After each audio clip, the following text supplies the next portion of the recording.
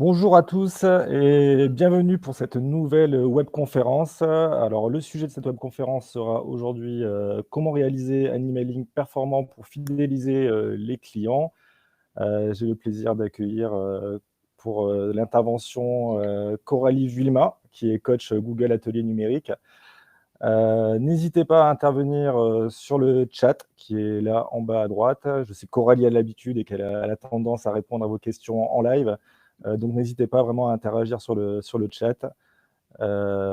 Coralie, c'est à vous. Je vous laisse la parole. Merci beaucoup. Bonjour à tous, bonjour à toutes. J'espère que vous allez bien. Je vois qu'il y en a certains parmi vous qui étaient déjà là hier. Ravi de vous retrouver. Et pour toutes les nouvelles personnes qui nous rejoignent, c'est un plaisir de partager avec vous une bonne demi-heure, voire 45 minutes avec les questions-réponses. Et aujourd'hui, on va parler d'un sujet qui me tient vraiment à cœur, qui est l'emailing. L'emailing, moi, j'ai commencé à en faire il y a déjà plus de 15 ans, ce qui ne fait pas de moi une vieille dame, mais une personne avec beaucoup d'expérience. Vous allez voir que contrairement à ce qui se dit, l'emailing n'est pas mort, bien au contraire, hein. Il permet encore aujourd'hui de véritablement booster une activité, à condition de la jouer stratégique. Et je vais vous donner quelques clés pour que vous puissiez tirer votre épingle du jeu et surtout en faire un véritable avantage concurrentiel. Avant de rentrer dans le vif du sujet, pour les personnes qui ne connaissent pas encore Google Atelier Numérique, moi je suis coach là-bas. En fait, je suis rattachée à l'Atelier Numérique de Montpellier. Sachez qu'à l'heure actuelle, malheureusement, compte tenu du contexte sanitaire, on ne vous reçoit pas dans nos locaux physiques. On aimerait, mais ce n'est pas le cas. C'est pour ça qu'on se retrouve, comme aujourd'hui, sur des événements très particuliers qui sont vraiment propres au numérique, parce qu'on a une mission. La mission, c'est d'accompagner le plus grand nombre, que vous soyez des particuliers, que vous soyez des entreprises, à acquérir des compétences numériques et surtout à développer de beaux projets. Du coup, quand on n'a pas l'opportunité de vous recevoir en vrai, pas de souci. On a une chaîne officielle, Google Atelier Numérique au pluriel, sur YouTube. Vous pouvez y retrouver des lives du lundi au samedi. Du lundi au vendredi, vous en avez 4 par jour. Le samedi, vous en avez 2. Ça nous permet de traiter une soixantaine de thématiques. Et quand je dis nous, ce sont des coachs Google et moi-même, mais également de temps en temps des partenaires locaux, comme les CCI par exemple.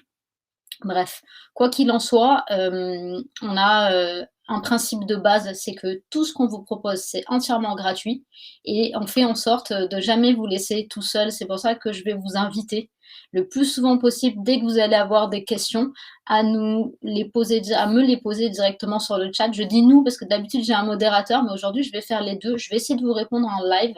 On prendra du temps, ne vous inquiétez pas, en fin de présentation pour répondre aux quelques questions sur lesquelles il resterait des zones d'ombre, ou des points à clarifier, ou si tout simplement vous voulez nous faire part un petit peu de votre projet.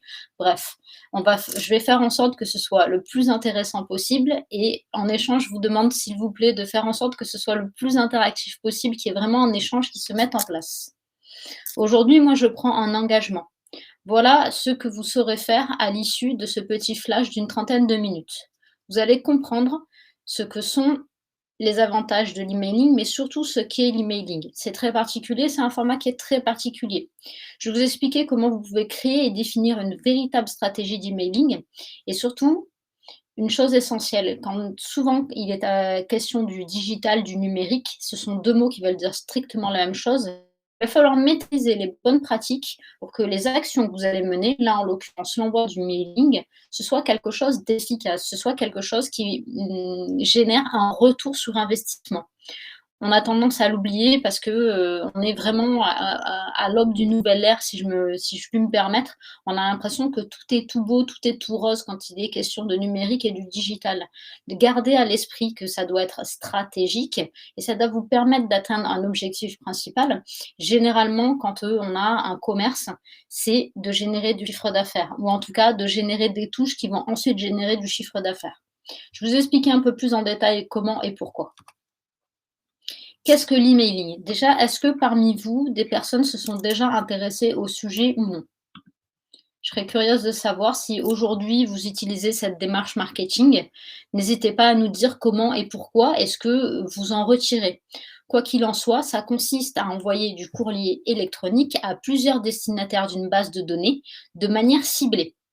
C'est pas moi qui le dis, c'est Sarah Bakan et si vous ne connaissez pas, c'est une des solutions les plus anciennes en matière d'envoi d'emailing. C'est pas la seule solution, il en existe tout plein, on en parlera un petit peu plus tard. Quelle est la différence entre un emailing et l'automation? C'est assez simple. Le mailing, il indique généralement l'envoi d'une campagne d'email marketing de manière ponctuelle. C'est-à-dire que vous allez communiquer sur un événement, sur une promotion, sur une actualité. L'email automation, c'est totalement différent. C'est un email ou une séquence d'emails qui vont être envoyés de manière automatique en fonction d'actions qui vont être réalisées.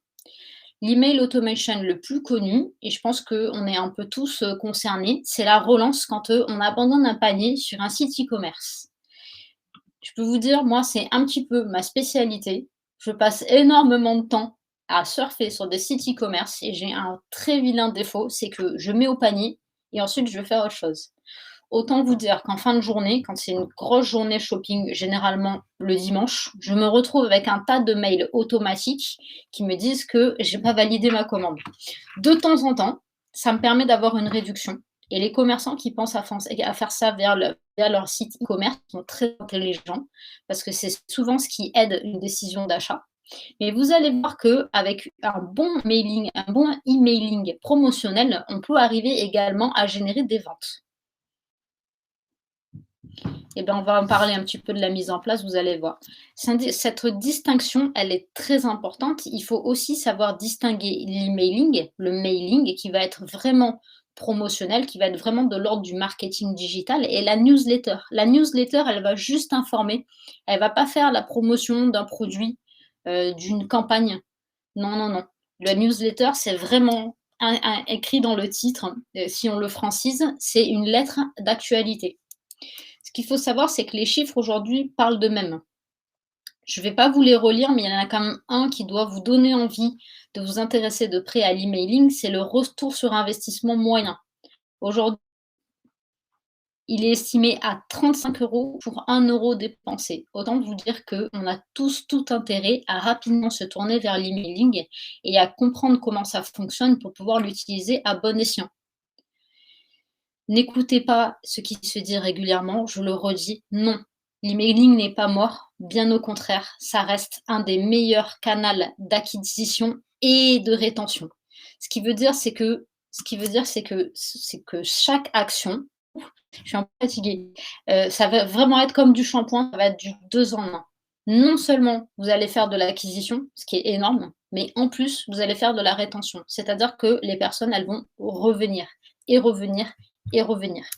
Donc ça fait tout un tas de clients, ça fait tout un tas de paniers moyens, de commandes, de demandes de devis, peu importe ce que c'est, ce que vous allez appeler un lead qualifié sur votre site, que ce soit une mise en contact, une demande de devis ou tout simplement, un achat, quand vous avez un site e-commerce. Sachez que l'emailing, ça peut être un allié vraiment très, très fort. Il y a plein d'avantages à l'emailing. Ce qu'il faut savoir, c'est que contrairement à ce que c'était il y a une quinzaine d'années quand j'ai commencé à en faire, aujourd'hui, faire de l'emailing, c'est facile et c'est peu coûteux. Tout simplement parce qu'il y a de plus en plus d'outils. Vous devez peut-être les connaître de nom, vous les avez peut-être utilisés. Le plus connu aujourd'hui, c'est Mailchimp. Vous avez son concurrent français qui est Sendinblue. Vous avez également Sarbacane qui reste un acteur ancestral mais qui est toujours très très bien positionné. Vous avez également Mailjet qui vont vous permettre comme ça, sans avoir des connaissances de développeurs, de créer en fait des emailings qui soient beaux, mais surtout qui soient compatibles avec tous les formats d'écran et toutes les messageries. Et oui, fut un temps, on ne recevait ces mails que sur un ordinateur de bureau.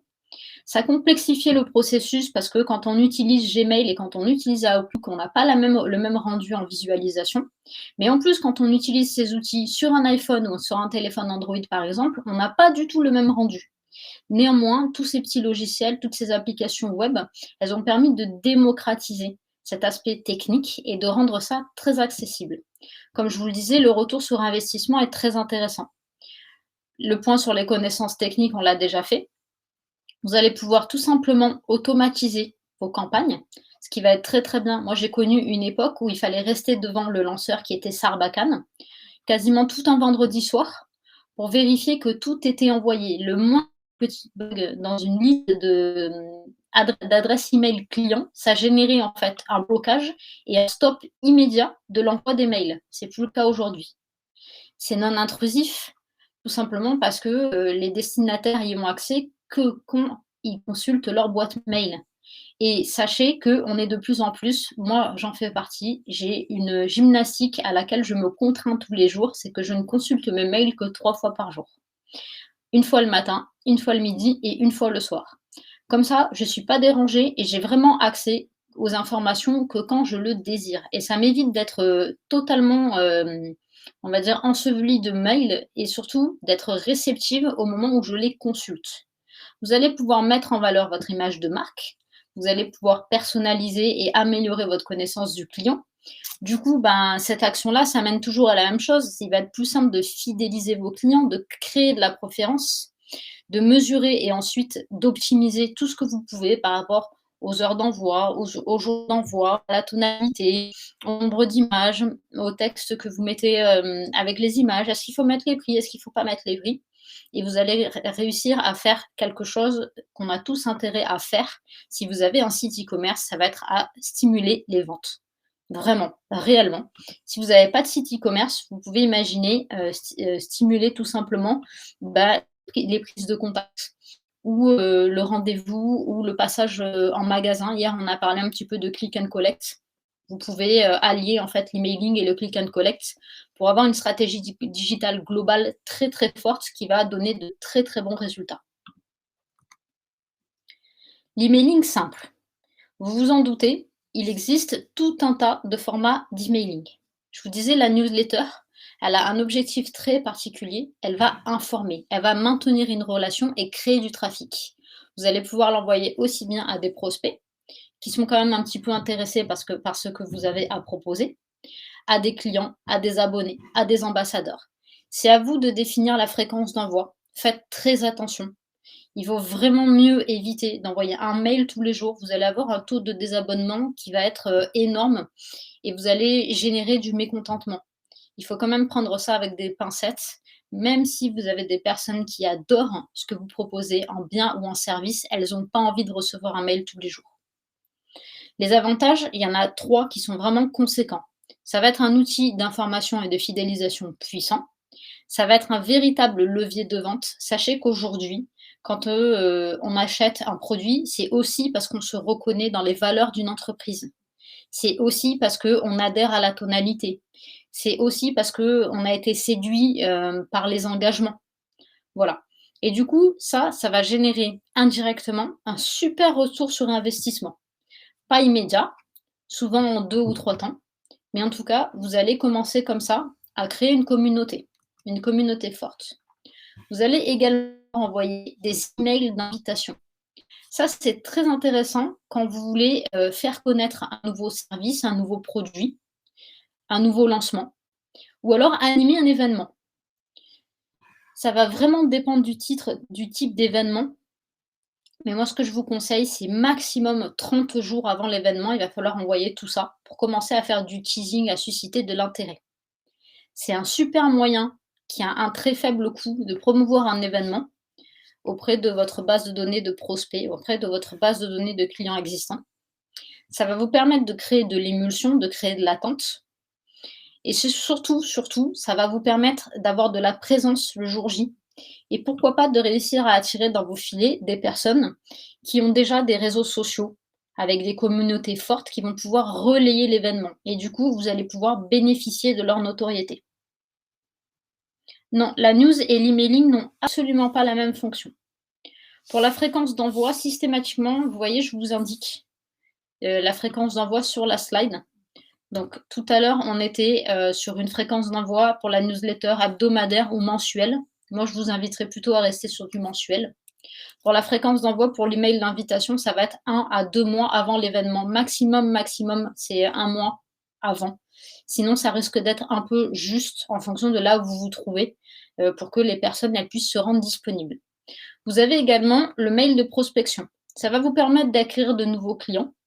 Là, pareil, encore une fois, ça va vraiment s'adresser uniquement aux prospects qui ont été ciblés et qui pourraient correspondre au segment sur lequel vous voulez vous positionner. Là, c'est très marketing, mais honnêtement, on ne peut pas envoyer des mails de prospection à tout le monde et surtout à n'importe qui parce que ça va générer énormément de frustration et du coup, les résultats peuvent être très négatifs. La fréquence d'envoi, elle va vraiment dépendre des opportunités. Sur ça, attention. Même si le coût est faible et que le retour sur investissement, il est très intéressant, il va falloir vraiment faire attention de ne pas submerger des prospects qui deviendront peut-être des futurs clients à coup de mail. La fréquence d'envoi, elle devrait être vraiment étudiée avec minutie pour éviter que ce soit, on va dire, un enfer et qu'il y ait des mails qui sont envoyés tous les jours à des personnes. Si au bout de un mail, 2 mails, vous n'avez pas de réponse, le mieux c'est d'arrêter d'en envoyer. Ça veut dire que la personne n'est pas intéressée. S'il n'y a pas d'action, s'il n'y a pas de visite sur le site, s'il n'y a pas d'inscription à la newsletter, voilà, s'il n'y a pas de demande de rendez-vous, il faut abandonner. C'est beaucoup moins intrusif que la prospection téléphonique, mais ça reste de la prospection quand même. Je pense qu'aujourd'hui, on a tous vécu un petit peu ces phases où on est harcelé par de la prospection téléphonique. Ne tombez pas dans les travers de transformer ça en prospection par mail parce que ça serait très mal vu et ça va vous construire une image négative alors que c'est tout le contraire. Vous cherchez à enrichir votre base de données, à avoir de nouveaux clients, à faire découvrir vos services. Pour la réponse, concernant le fait d'acheter des fichiers, moi je vous le conseille pas. Voilà. Je fais partie des personnes qui vous diront toujours: «Il vaut mieux de la qualité à de la quantité». Sauf si vous avez la possibilité d'acheter des fichiers qui vont être, vraiment hyper qualifiés et qui du coup vont vous coûter très cher. Le mieux pour avoir une, on va dire une base, de destinataires, c'est d'intégrer des formulaires de contact sur votre site internet. D'intégrer des liens sur vos pages sur les réseaux sociaux pour inviter les personnes, tout simplement, soit à s'inscrire à votre newsletter, soit à créer un compte sur votre site. Mais en tout cas, l'achat de fichiers, ça reste quelque chose qui doit vraiment, être fait avec, beaucoup de rigueur et je suis pas pour. Parce que, vous allez vous adresser à des personnes qui ne vous connaissent pas et qui sont peut-être pas forcément intéressées ou qui ont déjà trouvé, quelqu'un qui vend les mêmes produits que vous et qui ont pas envie de s'adresser à plusieurs personnes. Donc, sur l'achat de fichiers vraiment nuancés, voilà. Mais en tout cas, l'email de prospection, ça va vous permettre de suivre vraiment de manière précise les performances et d'être dans un travail d'optimisation continue. Vous avez également l'email de fidélisation. Bon, là, tout est indiqué dans le nom. L'objectif, c'est de fidéliser et donc de booster les ventes. Cet email-là, vous allez l'envoyer qu'à des clients ou à des clientes fidèles. C'est à vous de définir, si vous envoyez après, 10 commandes passées ou si, c'est au-delà par exemple, d'un panier moyen de 35 €. C'est à vous de voir, à vous de définir les règles, mais ça va vous permettre de transformer vos clients, vos clientes en ambassadeurs, en ambassadrices. Ce sont des personnes qui vont vraiment, être fiers de représenter votre marque et qui vont faire la promotion auprès, vraiment de leur entourage, que ce soit, l'entourage personnel ou l'entourage professionnel. Il va falloir en échange, récompenser, les clients les plus fidèles, favoriser la rétention, renforcer la préférence de marque. Vous avez un exemple, L'Occitane en France, ils sont vraiment très, très forts dans leur stratégie, comme ça de mailing et de fidélisation. Ils savent systématiquement, vous proposer un petit quelque chose, par exemple le jour de votre anniversaire et ça fait toujours plaisir. On a tendance à l'oublier, il y a aussi des personnes qui fêtent leur anniversaire toutes seules et un petit mail comme ça, hop, ça va leur donner un petit moment, d'euphorie et la personne va passer à l'action, va passer commande. Des exemples de newsletters, hop, tac, vous en avez là, vous en avez 2. La première c'est pour le slip français et il me semble que ah non, mais en fait, c'est les 2 les mêmes, enfin, c'est la même, newsletter mais coupée parce qu'elle était très longue. Mais vous voyez, c'est vraiment, de l'information, il y a pas de prix. C'est pas du tout, l'objet. L'objet, c'est vraiment de proposer du beau, de mettre en avant, voilà, par exemple, là, vous avez une mise en avant de solde, mais vous avez pas de prix indiqué, il faut cliquer et aller voir sur le site. Pareil pour le grand jeu Tour de France, ça c'est voilà, la newsletter, simple, efficace et jolie parce qu'il y a quand même, des visuels qui donnent envie de s'intéresser au produit.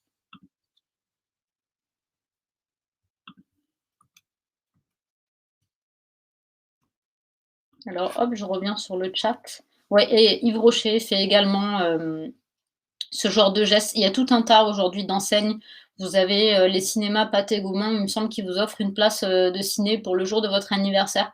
Bon après, on aime ou on n'aime pas, mais il n'empêche que, pour toutes les personnes qui disent souvent que, c'est le geste qui compte, ça fait plaisir de se dire, qu'on se fait quand même inviter au cinéma le jour de son anniversaire. Après on y va ou on n'y va pas.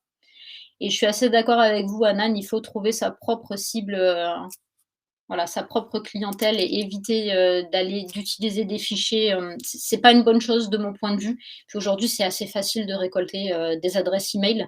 Je vous donne un super, tips si vous voulez commencer à construire une base de données, clients et prospects qui soit intéressant. Sur votre site internet, offrez moins 10 sur la première commande quand la personne elle s'inscrit à la newsletter. Moi, j'ai fait le test sur plusieurs contextes clients et j'ai jamais eu des taux de transformation aussi forts. J'ai quasiment un internaute sur 2 qui me laisse son adresse email. C'est pas mal, c'est assez intéressant. Oui, bah, des Gaumont, je sais pas, peut-être, d'autres cinémas, des CGR, je sais pas. Mais en tout cas, c'est une pratique, qui peut être très sympa. Mais je sais que les grandes chaînes de cinéma aujourd'hui, en termes d'emailing, elles sont plus à côté de la plaque. Elles sont en train de se renforcer, de se digitaliser. Voilà, une fois n'est pas coutume, on pourrait dire, merci, le contexte sanitaire. Merci le ou la Covid en fonction de ce que vous avez choisi comme genrification pour, un virus. Mais quoi qu'il en soit, ça fait partie, des professionnels qui ont vraiment pris le virage digital, il y a 2 ans à peu près. Le mailing promotionnel, c'est peut-être mon préféré et c'est sans doute celui que j'ai le plus souvent envoyé. Il va permettre de faire tout un tas de choses, de prospecter, de fidéliser, de booster les ventes. Néanmoins, il faut qu'il y ait un ciblage très précis sur certains types de clients et de prospects. Honnêtement, si vous êtes une chaîne de magasins spécialisée dans on va dire, les vêtements ou les sous-vêtements pour femmes, il y a des moments où vous allez pouvoir envoyer, le super exemple, c'est la Saint-Valentin, des emailing, à des hommes pour les pousser à acheter un cadeau à leur compagne, à leur chérie, à leur amoureuse, et cetera, et cetera. À Noël peut-être, mais honnêtement, évitez la fête des mères. Personne n'offre des sous-vêtements à sa maman. S'il vous plaît, ne faites pas ça. Mais voilà, c'est pour vous donner un exemple concret, de petites choses qui pourraient arriver quand on a un ciblage qui est imprécis. La fréquence d'envoi, c'est à vous de la déterminer. Ça va être vraiment selon l'activité de l'entreprise. Aujourd'hui, moi, j'ai l'habitude de travailler avec des grands noms du textile et je vois que ça vous fait rire. Ne rigolez pas, c'est une histoire, enfin, il y a un morceau de ce que je viens de vous raconter qui est totalement vrai. Un constructeur de maison, ça dépend, de ce que vous allez proposer, en fait. Si vous pouvez faire de la newsletter, vous pouvez faire de la prospection, vous pouvez faire du mail promotionnel, même si je pense que vous allez pas faire moins 10 sur, la construction d'une maison, mais bon, peut-être. Mais voilà, la fréquence d'envoi, ça va être à vous de voir. Moi, je vais vous dire quelque chose, n'allez jamais au-delà d'une fois par semaine. Pareil, s'il vous plaît, même si c'est les soldes, même si c'est Black Friday, même si c'est la Saint-Valentin, on évite de noyer, les clients, les prospects, sous un flux de mails, qui est incongru. L'objectif, il est simple, ça va être de stimuler l'achat immédiat. Il faut qu'au moment où on reçoit votre mailing, on ait envie de cliquer dessus et là, par exemple, vous avez, un très bon exemple pour, l'achat de fleurs. Voilà. On va dire ça, parce que j'ai pas le reste de la newsletter. Mais voilà, on va dire que, i hop, vous voyez ça, moins 10 avec le code 14 juillet, pouf, je file. Mais il faut vraiment, partir dans une optique il faut que ce soit un one shot.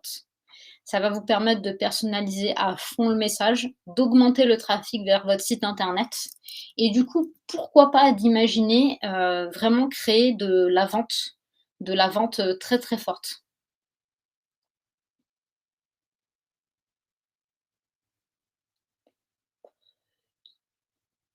Je comprends pas, votre, question, Sabine. Je suis désolée.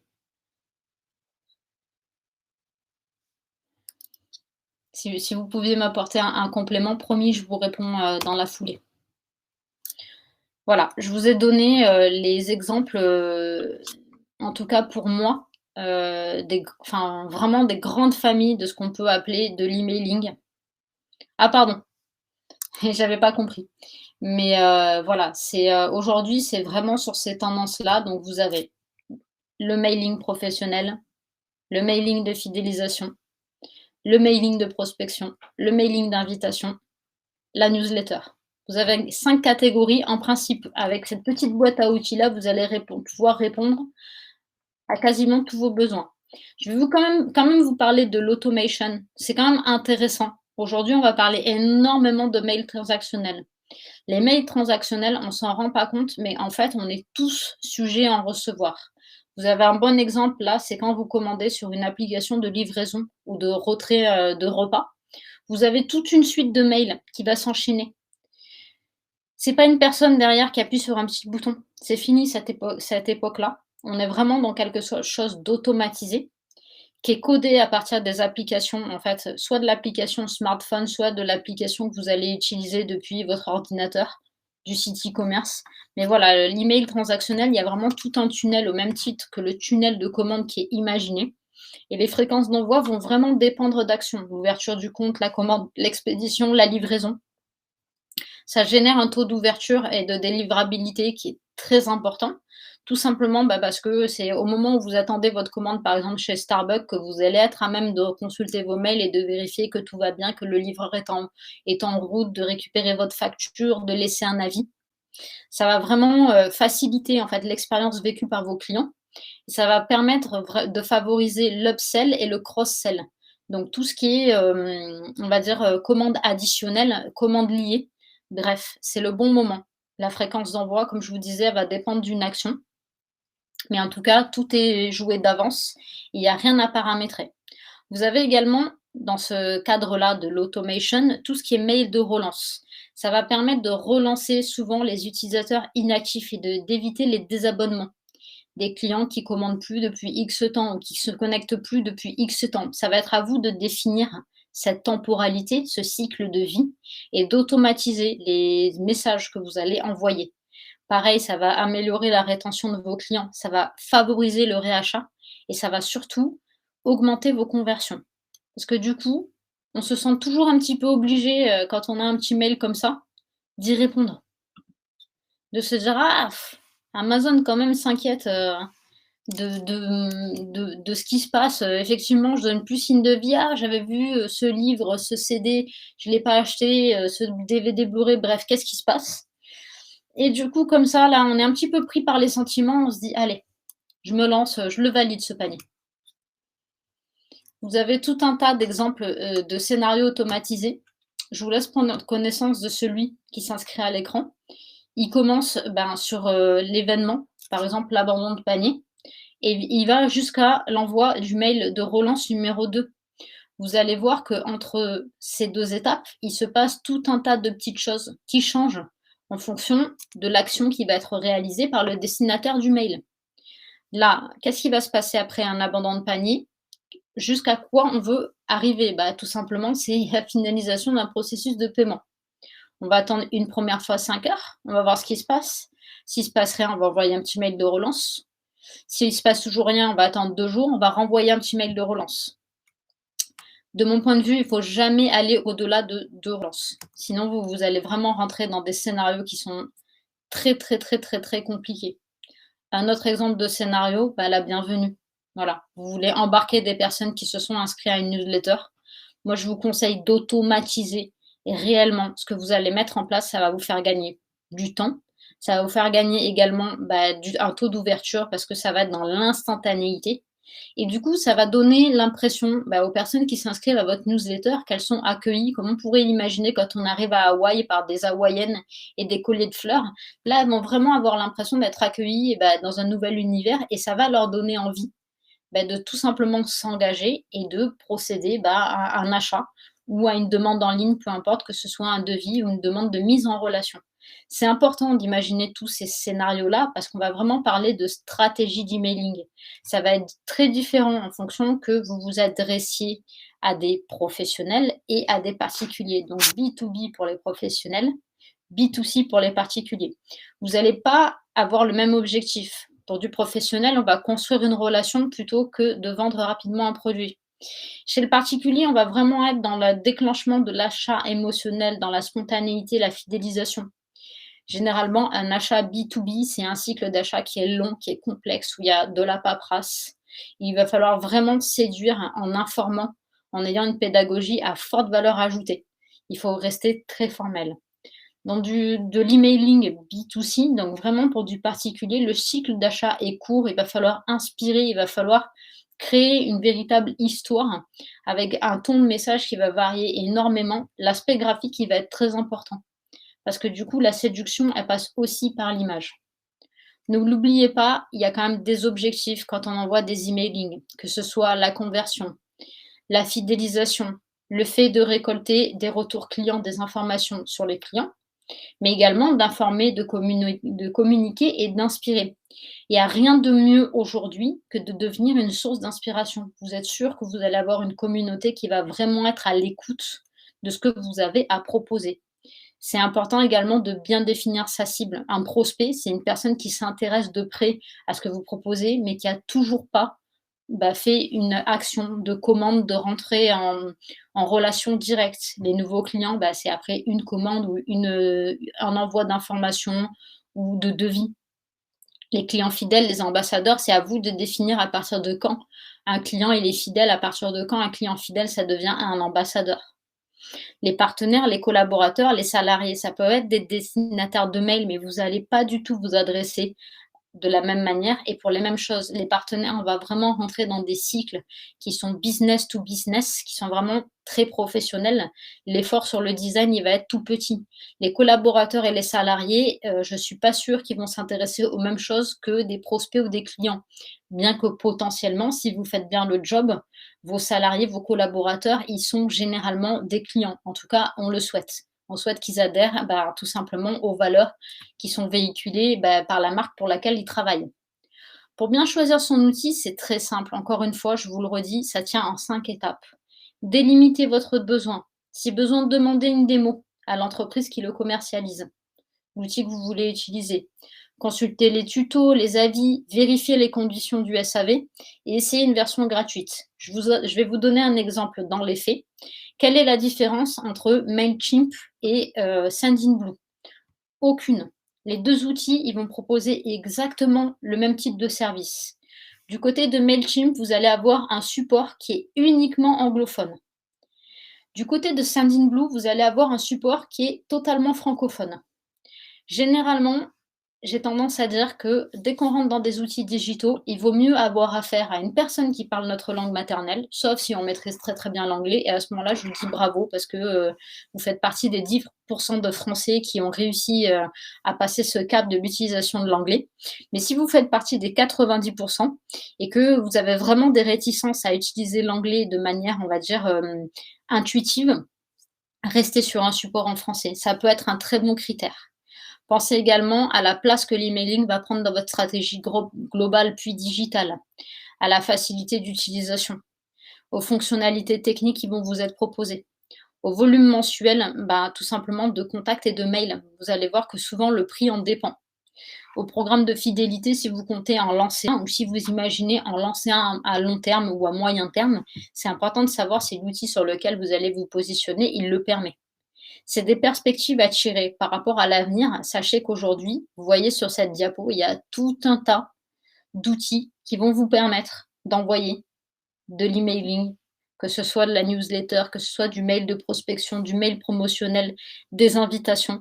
Bref, il y a tout un tas d'outils qui permettent de faire, on va dire en gros, la même chose, mais à des tarifs, dans des conditions, dans des langues différentes. Et c'est à vous de voir l'outil avec lequel vous allez vous sentir le mieux. Moi, je vous avoue, j'ai une grosse préférence pour Sendinblue.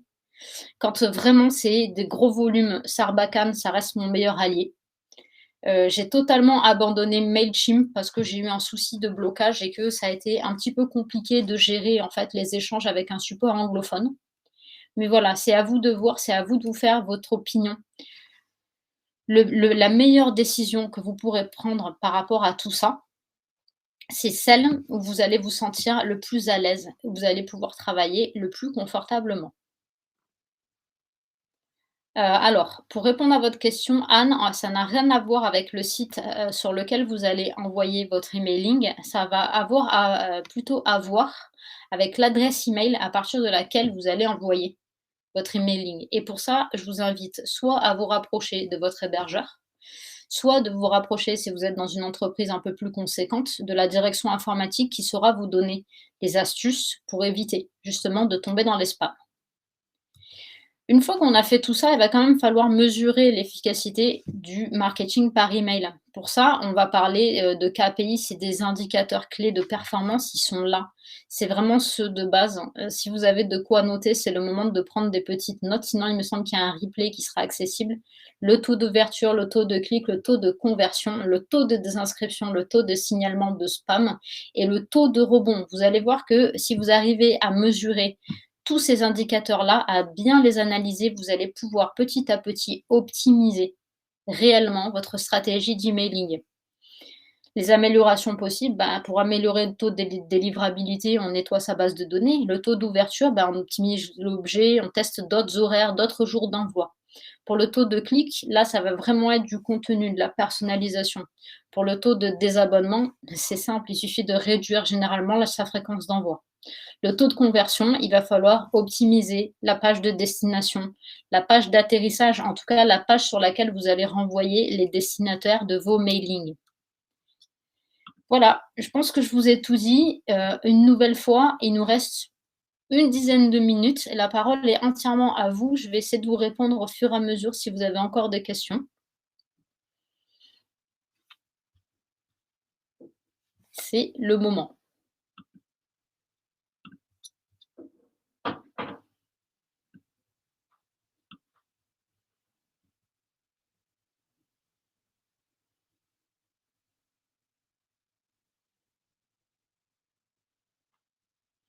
Merci à vous. C'est toujours, très intéressant d'échanger avec vous. Quel est le meilleur réseau social pour choper sa clientèle? Oh non, ne dites pas choper pour la clientèle.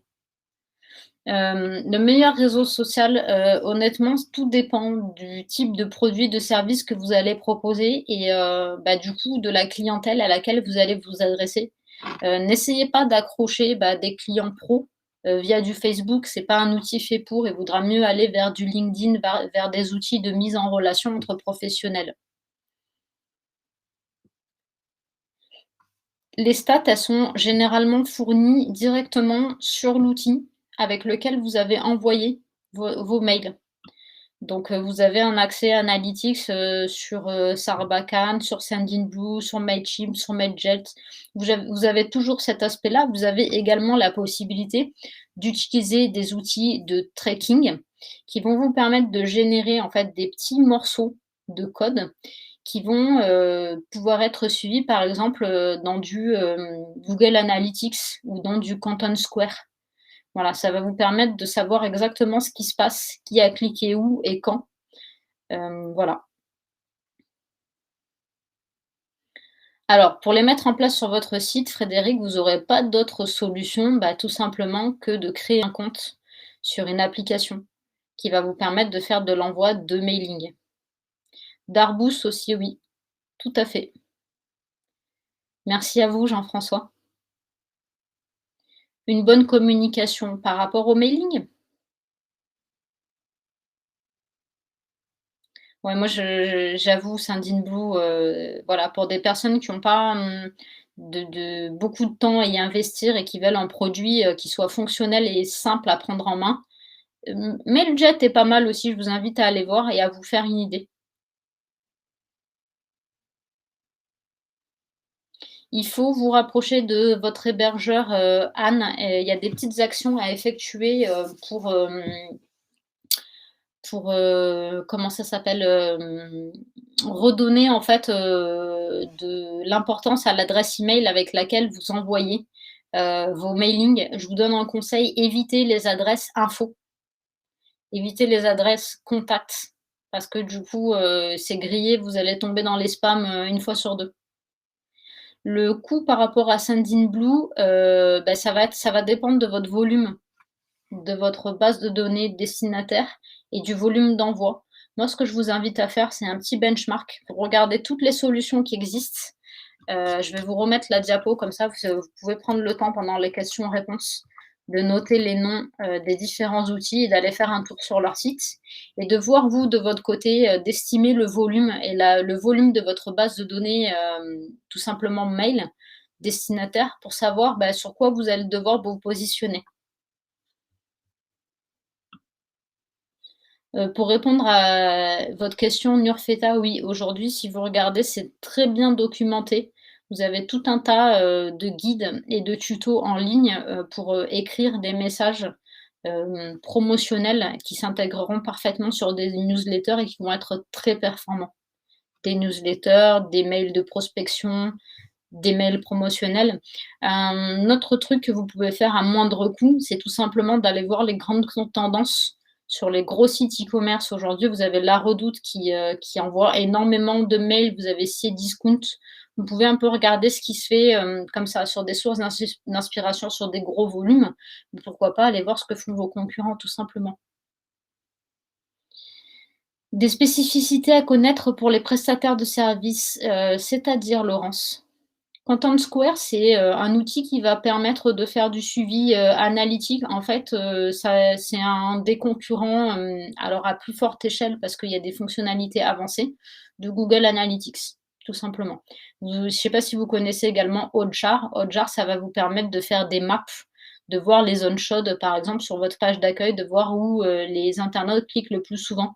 Ça fait partie des outils de suivi, en fait, tout simplement du trafic, qui sont vraiment indispensables pour commencer à faire de l'amélioration et de l'optimisation des performances. Manon, pour répondre à votre question, c'est à vous de voir. Ça, c'est vraiment à vous de juger par rapport à votre base de données contact et au nombre de mails que vous pensez envoyer. Le lien de désabonnement, généralement dans l'outil, vous avez un petit module qui vous permet de l'intégrer. Ça fait partie des choses essentielles. Le lien de désabonnement qui se trouve généralement en bas de mail, et d'ailleurs, il me semble que c'est une obligation légale, à bien se renseigner par rapport au RGPD. Pour ça, je vous invite à suivre l'atelier de la CNIL qui est mis en place et qui vraiment offre toutes les réponses qu'on peut imaginer par rapport justement au RGPD. Sachez qu'à partir du moment où vous avez un formulaire qui va récolter des adresses email, vous tombez totalement dans le RGPD et il va falloir vous prémunir de toutes les obligations légales pour éviter d'avoir des soucis, pour éviter tout simplement d'être en dehors des clous. Je pense qu'on a presque fini. C'est ça. Quand j'apparais en général, c'est la raison pour laquelle Voilà. j'apparais. Alors, pour répondre à la dernière question, non, vous n'avez pas une notification quand quelqu'un se désabonne. Le suivi, vous devez le faire depuis le tableau de bord qui va vous être donné sur chaque outil. Voilà. Et sachez que plus vous allez vouloir mettre en place d'options sur des outils d'envoi de mailing, plus vous avez de chances de tomber dans des produits payants. Et ça sera le mot de la fin. Merci beaucoup à tous. C'était encore une fois un vrai plaisir de partager ce petit moment avec vous.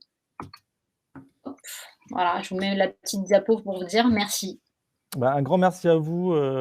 C'était encore une fois une intervention très intéressante et très riche. Donc, effectivement, Merci. comme vous l'avez dit tout à l'heure, si vous souhaitez la revoir, c'est possible. Donc, elle sera disponible dès demain sur la plateforme Numexpo. Elle sera aussi disponible sur la chaîne YouTube de la CMA Occitanie. Alors, la chaîne YouTube, justement, on vous retrouve tout à l'heure, Coralie, parce que vous allez animer un nouvel atelier à 16h30 pour nous expliquer comment développer notre chaîne YouTube à 16h30. Oui, tout à fait. C'est ça. Et tout de suite, du coup, on enchaîne sur une autre webconférence qui va porter sur la digitalisation dans les métiers d'art.